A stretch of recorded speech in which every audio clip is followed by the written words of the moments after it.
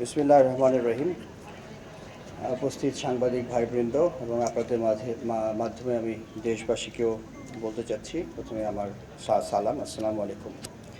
আপনারা জানেন আজকে রাষ্ট্রীয় শোক ঘোষণা করা হয়েছে। গতকালকে আনুমানিক 1টার পরে 1:13 একটা আমাদের জঙ্গি বিমান প্রশিক্ষণ করার সময় বিধ্বস্ত হয়েছে রানওয়ের খুব নিকটে, এবং সেই ক্র্যাশ সাইটটা ছিল মাইলস্টোন স্কুলের একটা বিল্ডিংয়ে, যেখানে আমরা অনেক কোমলমতি ছাত্রছাত্রী এবং শিশুসহ অন্যান্য শিক্ষক এবং অনেকের আমরা নিহত হয়েছেন।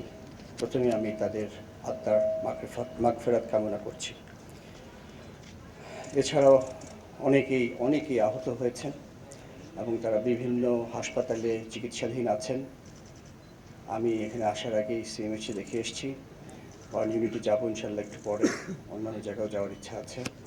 সবাই চিকিৎসাধীন আছে এবং যারা ওখানে ছিল তাদেরকে আমরা যত দ্রুত সম্ভব উদ্ধার করে এবং হেলিকপ্টার ব্যবহার করে এবং ফার্স্ট রেসপন্ডার হিসেবে সেনাবাহিনী এবং বিমান বাহিনীর উদ্ধার কর্মীরা গিয়েছিল, সাথে ফায়ার ব্রিগেড, অন্যান্য যারা ছিল সবাই তাতে রেসপন্ড করেছিল এবং আমরা যত দ্রুততম সময়ের মধ্যে সম্ভব আমরা তাড়াতাড়ি তাদেরকে এনে চিকিৎসা দেওয়ার ব্যবস্থা করেছি। এছাড়াও আমি নিহত এবং আহত সবার শোক সন্তপ্ত পরিবারের প্রতি আমার আন্তরিক সমবেদনা জানাচ্ছি আপনাদের মাধ্যমে। আল্লাহ আমাদের সকলকে ধৈর্য ধারণ করার ক্ষমতা দিন এবং এই শোক যাতে কাটিয়ে উঠতে পারি সেটাই আশা করি, সেই শক্তি যাতে আমরা পাই। পাইলট আপনারা জানেন, অনেক মিডিয়াতে অলরেডি এসছে, আপনারা দেখেছেন যে পাইলট যখন বিমানটা তার নিয়ন্ত্রণের বাইরে চলে যাচ্ছিল, সে তার সর্বোপরি চেষ্টা করেছে বিমানটাকে একটি খালি জায়গায়, বিশেষ করে ওই মাঠটাই পেয়েছিল যেখানে সে নামানোর চেষ্টা করেছিল, কিন্তু তারপরে তার শেষ চেষ্টা সফল হয়নি বলবো, কারণ বিমানটা আছড়ে পড়েছিল ওই বিল্ডিংয়ের উপরে।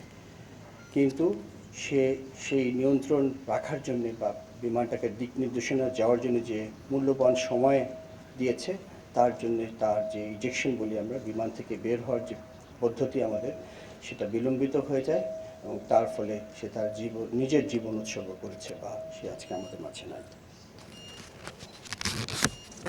এই জন্যে আমি একটু আগে আমরা তার ফিউনারাল প্যারেড বা জানাজা করলাম।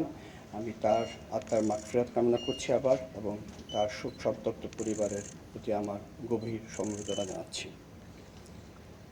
আপনারা অলরেডি দেখেছেন গতকালকে থেকেই দেশের এই বিপদের সময় আমাদের মাননীয় প্রধান উপদেষ্টা, অন্যান্য উপদেষ্টাবৃন্দ, বিভিন্ন রাজনৈতিক দলের নেতৃবৃন্দ, আইন শৃঙ্খলা বাহিনী, চিকিৎসকবৃন্দ, ফায়ার সার্ভিস, স্বেচ্ছাসেবী, বিভিন্ন সেবা প্রদানকারী সংস্থা, সাধারণ ছাত্র, শিক্ষক ও সাধারণ জনগণ কাঁধে কাঁধ মিলিয়ে পরিস্থিতি মোকাবেলা করেছে। এই ধরনের যখন আমরা ঐক্যবদ্ধভাবে কাজ করি, তখনই আমরা বুঝতে পারি যে আমাদের যে কোনো ধরনের বিপদে আসলে আমরা কতটা ঐক্যবদ্ধ হতে পারি, এবং সুন্দরভাবে কালকে আমরা সবাই মিলে কাজ করেছি এবং উদ্ধার করতে সক্ষম হয়েছি।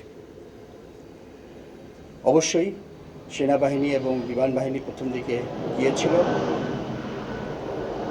এবং তারা তাদের বিশেষ উদ্ধারকারী যেসব যন্ত্রপাতি আছে, বিমান বাহিনীর হেলিকপ্টারের মাধ্যমে তারা ফার্স্ট রেসপন্ডার হিসেবে সমস্ত আহতদেরকে এবং নিহতদেরকেও নিয়ে এসেছিল ওখান থেকে। আমি আপনাদেরকে জানাতে চাই যে সরকার বা আমাদের মাননীয় প্রধান উপদেষ্টা প্রথমেই বলেছেন যে এদের যারা আহত হয়েছে তাদের সুচিকিৎসার বন্দোবস্ত করতে হবে, এবং সে ব্যাপারে তাদের কাছ থেকে আমরা সম্পূর্ণ আশ্বাস পাচ্ছি। ইনশাআল্লাহ সমস্ত ধরনের চিকিৎসার ব্যবস্থা তাদের করা হবে। সরকারের পাশাপাশি বিমান বাহিনীও সবসময় হতাহতের পাশে থাকবে এবং থাকছে।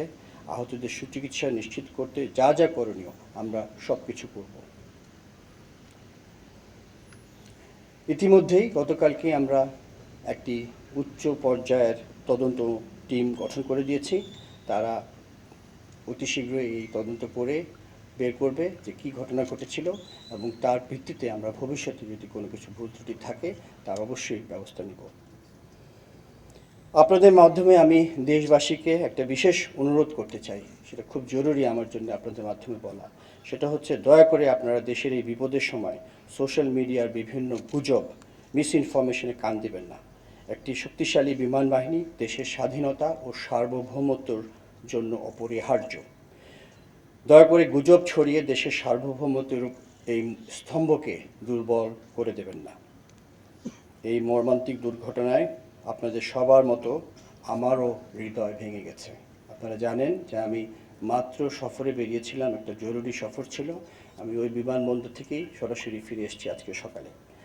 যখন সংবাদ পেয়েছি আমার বাকরুদ্ধ হয়ে গিয়েছিলাম যে অনেক দুর্ঘটনাই হয়েছে সারা বিশ্বে বিমান বাহিনীতে বা বিমান দুর্ঘটনা আমরা জানি হইতেই পারে, কিন্তু এই ধরনের একটা হয়েছিল কিছুদিন আগে আমাদের প্রতিবেশী দেশে, যেখানে জনগণ অনেক মৃত্যুবরণ করেছে। আজকে গতকালকে আমাদের দেশে একটা হয়েছে। সেই ধরনের দুর্ঘটনা খুব সচরাচর হয় না। এটা আমাদের জন্য খুবই দুঃখজনক, কিন্তু একটা কথা বলতেই হয়, যখন দুর্ঘটনা হয় সেটা আল্লাহ জানেন কেন, ভালো মন্দ কী আছে এটার ভিতরে। তবে যে অপূরণীয় ক্ষতি হয়ে গিয়েছে সেটা রিকভার করাই হবে আমাদের মূল কাজ। বা যদিও জানি এটা কোনোভাবেই পারিবারিকভাবে আমরা সম্ভব করতে পারবো না, বাট আমি যেটা বলেছি বারবার যে আমরা তাদের পাশে থাকবো। আমরা সম্মিলিতভাবে অনেকেরই কষ্ট কিছুটা হলেও লাঘব করতে সক্ষম হব ইনশাআল্লাহ।